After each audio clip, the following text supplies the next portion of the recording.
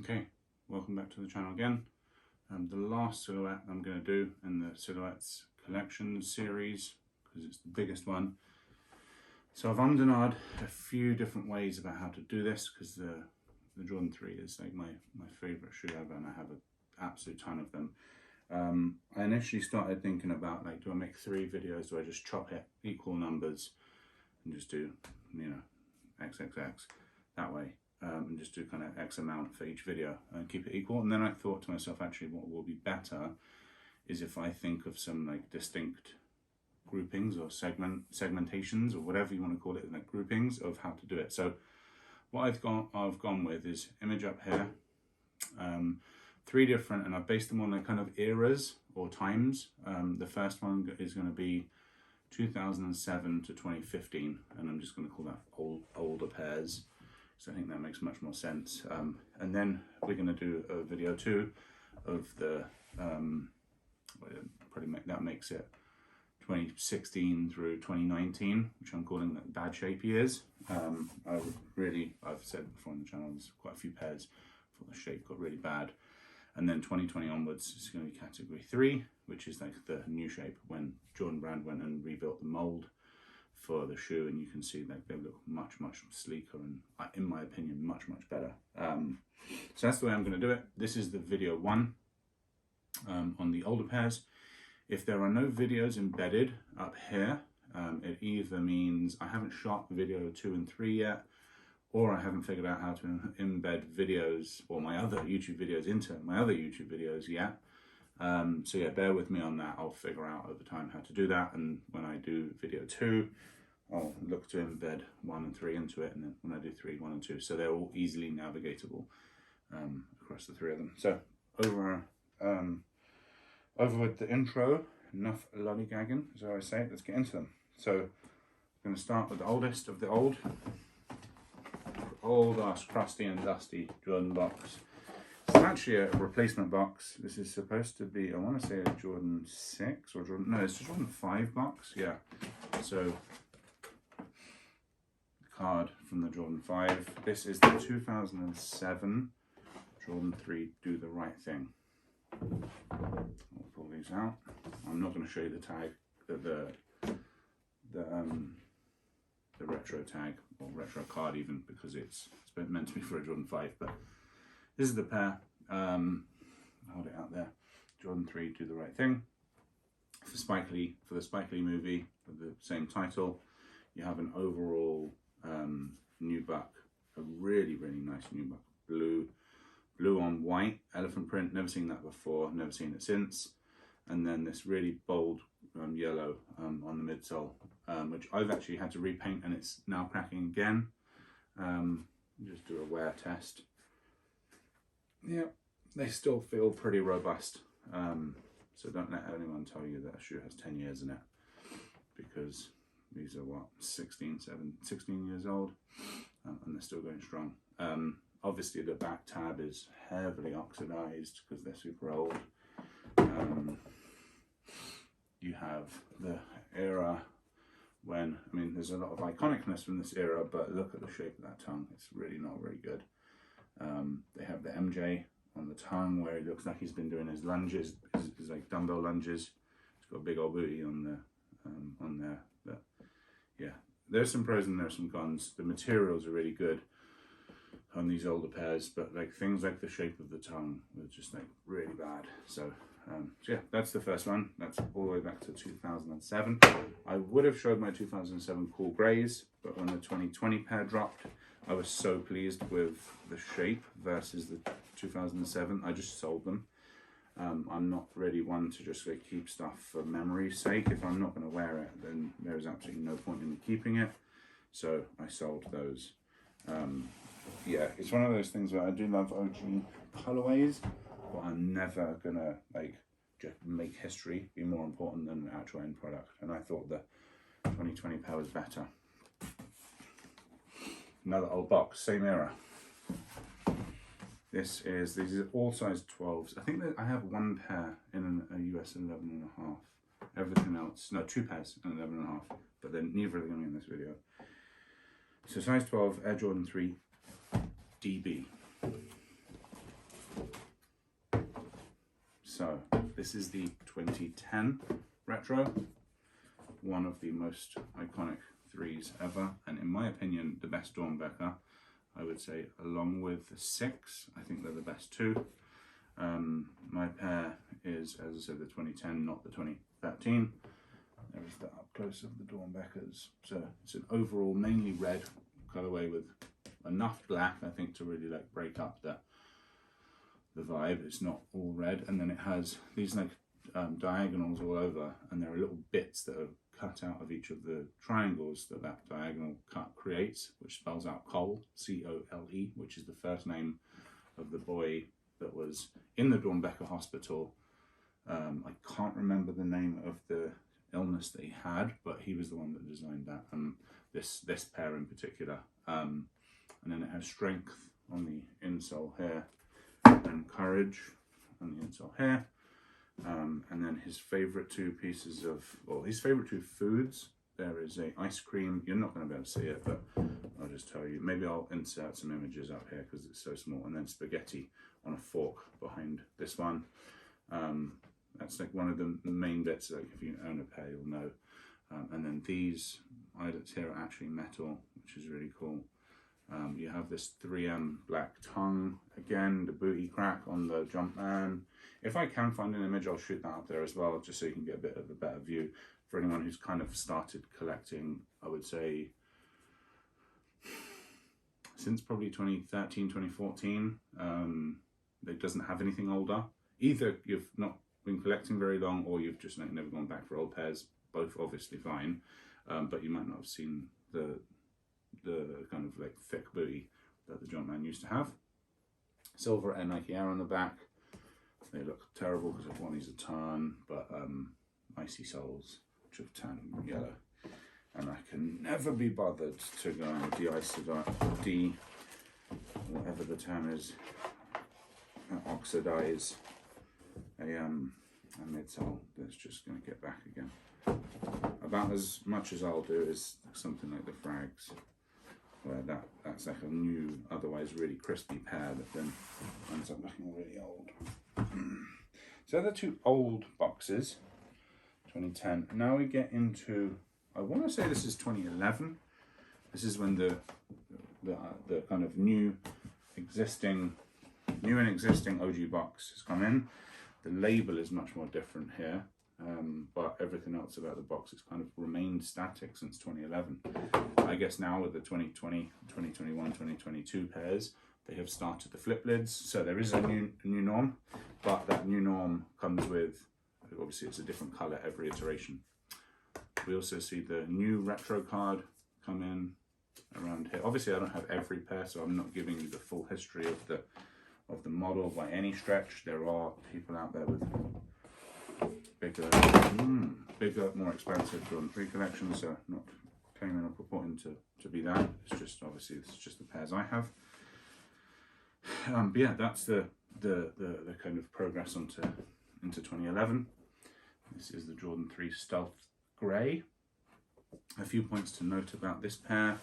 So the Rand, the Mudguard Rand here, is like almost like a snake skin.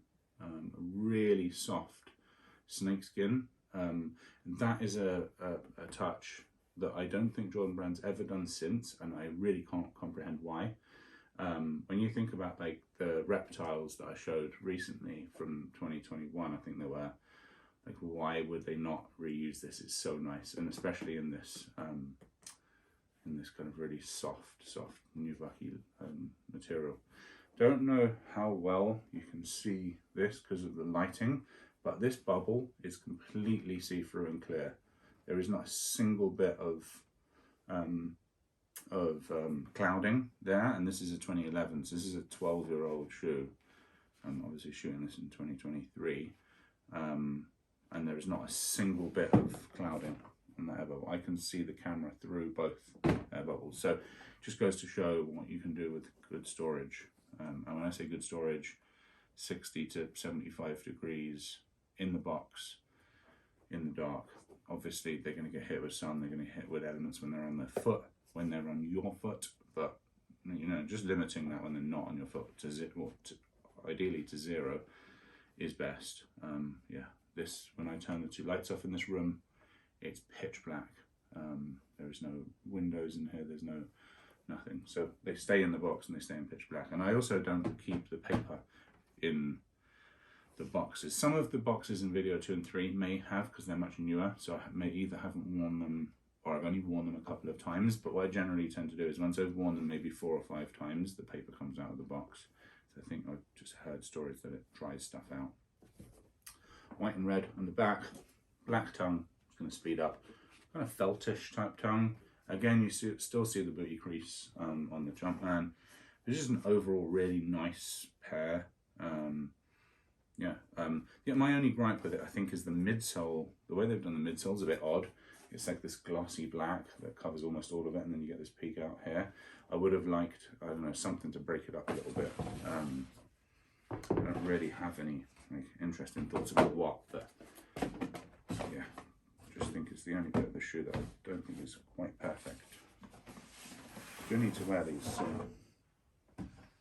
Oh, and I forgot to mention the Dornbeckers. And shoot an image up here. Dornbeckers I actually had one today. It was one of the things that inspired me to do this video. So I'll just show an image. Because again, you only see my t-shirt here. So let's see what I typically fit a red shoe or a red Jordan with. Okay, probably my favourite J in my collection. The Lost and Founds that I've just got last year, close second. But now we're getting into the OG renditions. So they redid OGs, I want to say around the turn of the century, around 99, and I was too young and too poor then to be like buying $150 shoes or $130 shoes, whatever they were back then. I think they were about $130, $140. Either way, I wasn't buying them. So yeah, this is the 2013 White Cement 88 dunk contest, and it says 88 on the thing. It was the first pair where they started doing this and reintroducing the Nike Air. Everything that you've seen prior has had a Jumpman on the back. It's a really nice pair, like the leather's soft on the tongue. It's a bit harder around here, but as you can see from the top down, that sort of 2016 through 2019 really puffy padding that came in, it was not around here. This is much sleeker. It's not quite as good as 2020 onwards, but it's much sleeker here. The problem is with the shape of the toe box. You can see it's like almost a square edge. It's like falling off a cliff. And whilst the elephant print on this side is actually quite good, this side is not as good, and this toe is even more bucky. And then on the inside, the elephant print on the inside is like horrendously square, and this is not great. Everything else about this pair I think is really good. The booty crease has gone away now into 2013. One thing that I've always found really odd, and this will come up if and when I can manage to get my hands on the Reimagined in March, you'll see the Nike Air on the back is almost like a font size too small. I don't know what happened in the factory, but every pair of this 2013, the font size is just that much smaller. Yeah, look for a White Cement video in March. So not to spoil anything for the next video coming up, but I do have the JTH Super Bowls as well, so they will be my third pair of White Cements. So I'll do a video on all three. Price update, I think we're into 2013 or 2014 now. Price update, $160 on the box. People always moan about the cost of J's and the fact that they've gone up to $190, now $200. But if you think about in 10 years, they've gone up $40 a year. Well, I don't know what the exact percentage is, but that's about 2% a year, I want to say. If you take 200 as the base, $4, yeah, it's 2%. General inflation is usually 2%. Last year it was like 11 or 12. So actually, if you put your economics hat on, actually the inflation is slower than real inflation. I know we don't care and we just want them as cheap as possible, but just trying to make some sense out of it. Retro card still around. These are the red crimson. Spare black laces. for me, this shoe was just way too black with the black laces in, so I've included the crimson laces. Basically an all over black colorway, 3M again on the tongue, this crimson red on the hip here, on the midsole here, sorry, and then a really, really mild purple on the elephant print. You have the true blue style elephant print up on the eyelets as well as the two more traditional bits. Haven't really been showing many outsoles, but I'll show you this. Purple, crimson, and white. And then a crimsony hang tag. Oh, this is now what's starting to come in, is this thick, you can see from the side, quite a thick hang tag. Last pair. I think the 88s did come with a hang tag as well.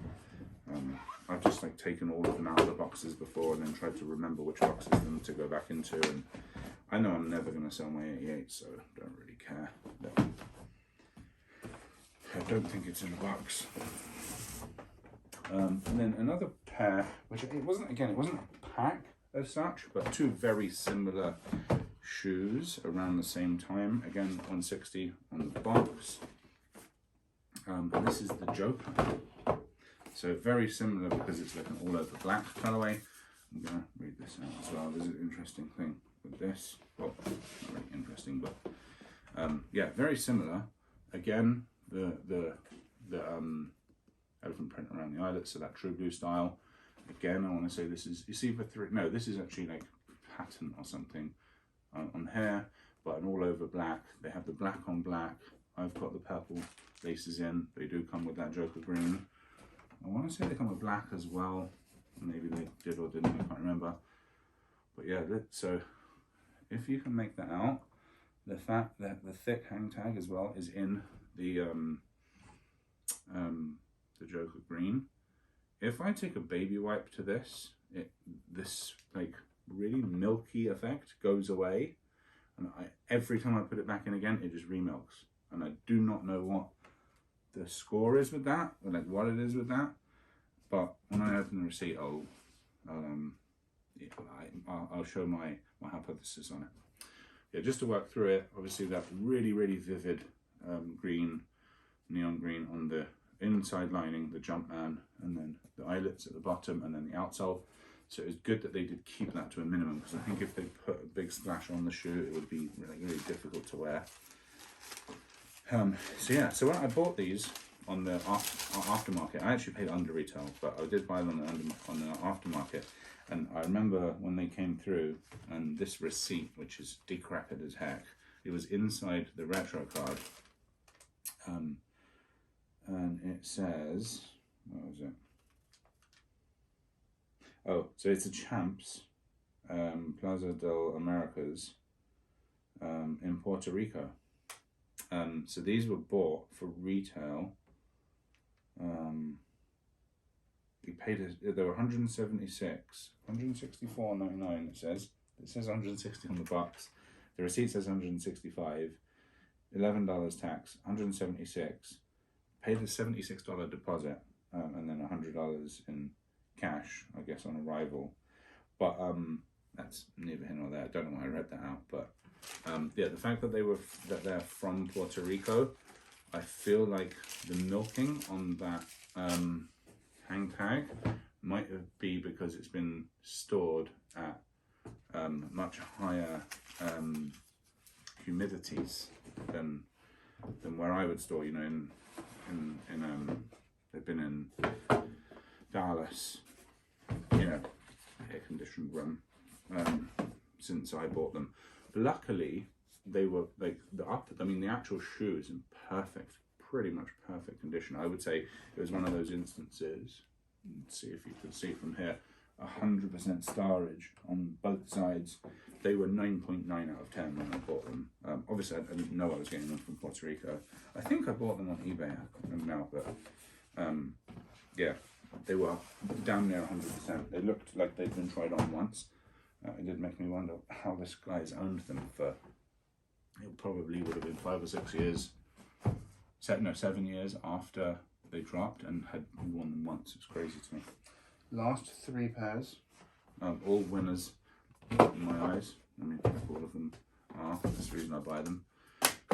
Retro tag again. So these we've just had rumours be confirmed that this shoe, Jordan 3 Fear, is being retroed this year, 2023. So I'm really looking forward to that. I'm definitely going to double up. I was talking to the dude who runs Jordan 3 Gallery, image up here, Luis, who's an OG in the 3 game, about this, and I was saying to him, it's funny that like the 2020 Cool Grey came out, and I just sold my 2007s. The 2021 Fire Red 3 came out, and I'm gonna sell my 2013s. I'm probably not gonna sell these, even if I manage to get 2 pairs of the new one. I'm probably still going to keep this. We'll see once real images come out if it's identical to this, maybe. But if the materials are changed, then maybe not. But I definitely, like the other 2 pairs, there was no debate in my head. It was a really easy decision. Won't spend too long because I have done a complete video on these with the 4s, because I have both of them. They have the regular hang tag. Just really nice mixture of materials on here. This is like, for a dark shoe, this is like got to be one of my favorites. So I'm typically much more of a fan of lighter shoes. The shape's decent. The grey on grey elephant print's a real nice touch, and then this like grey into grey, dark grey into light grey into dark grey, kind of transition with the, I guess, stars or whatever on there's really nice. It's got special edition insole, which is a really, really nice shoe. It's quite a creasy nubuck. It's the kind of nubuck that creases quite easily when you wear it. So bear that in mind if you're buying the 2023 one. You might want to half size up and use shields if that's your jam. That kind of thing. Who knows? And then I just mentioned them. There's another angle to this pair that makes for an interesting chat. Again, another retro card. You've not seen a single pair with oxidization on the midsole yet, right? I don't think there's a single pair here. Obviously the Dornbeckers, they're like 13. Yeah, they're 13 years old. They do have some on the outsole because that translucent outsole always oxidizes. But this midsole, 2013 Fire Red OG, this midsole is just gone. It's completely gone. It's like so dark compared to the rest of the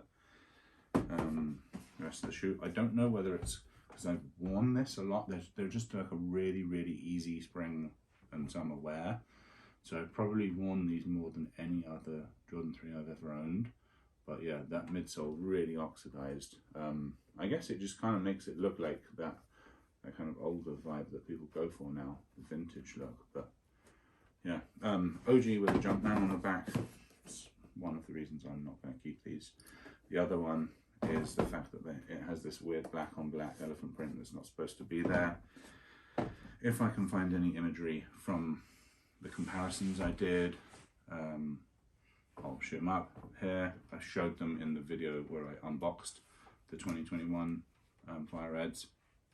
I'll just show that again to show what the 1988 pair is supposed to look like. Quite a puffy tongue, but again, the puffiness down here has not really started to become a problem yet. 2013 shape's still pretty decent. And actually, I didn't mention it, but the jokers there, the toe shape on at least on my pair, I can't tell for anyone else's, but it's as good as the 2020 reshaped, like the new shape that they introduced in 2020.